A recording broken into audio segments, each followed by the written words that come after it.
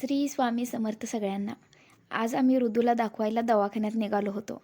त्याला बालदम्यावरचे आयुर्वेदिक औषध चालू आहे. जाताना आम्हाला ही बस दिसली. यातून एवढा धूर निघत होता की श्वास घुटमळत होता.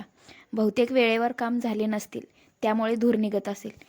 पण यामुळे हवेत प्रदूषण मात्र नक्की होते. तर आम्ही पोचलो दवाखान्यात.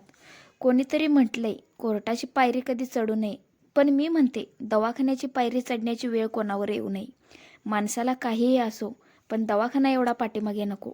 आरूचे बाबा कसे टेन्शनमध्ये बसले आहेत. मुलांना काही झालं तर हे रात्र रात्र झोपत नाहीत.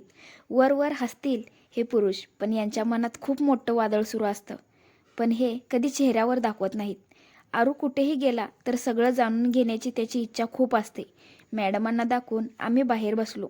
ऋदूला सांगितलं होतं की काहीही पथ्य पाळू नको. ऋदू तर भलताच खुश झाला होता, आता सगळं खायला मिळणार म्हणून. मॅडम तिथेच औषध तयार करून देतात. मग तिथे औषध देऊन आम्ही घरी आलो. यांना भेंडी आणि भाकरी खाऊ वाटली होती. मी भाकरी करेपर्यंत यांनी चिरून दिली. मग छान झणझणीत भेंडी केली. माझा स्वयंपाक होईपर्यंत आरू ऋदू खेळत होते. दोघे एवढे खेळतात की यांच्याकडे बघून यांना ओरडावं की हसावं हेच कळत नाही. दोघे जेवून छान झोपी गेले. संध्याकाळी स्वामींची आरती होती म्हणून त्यांना उठवले. गाडीवरून प्रवास म्हटला की दोघेही पेकाळतात. ऋदूला तर खूप झोप आहे. खायचं आणि झोपायचं एवढं छान जमतं त्याला.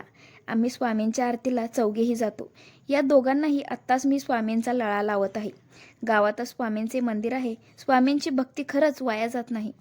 ऋदू लहान आहे, पण आरू आत्तापासूनच मंदिरात आला तर त्याला चांगले संस्कार होतील, म्हणून दोघांनाही मी स्वामींच्या दर्शनाला नेते. तिथली आरती, प्रसन्न वातावरण यांचा सकारात्मक परिणाम नक्की मुलांवर होतो. आम्ही आरती करून घरी निघालो. चला मग भेटू पुढच्या ब्लॉगमध्ये. कसा वाटला ब्लॉग नक्की कमेंट करून सांगा. श्री स्वामी समर्थ.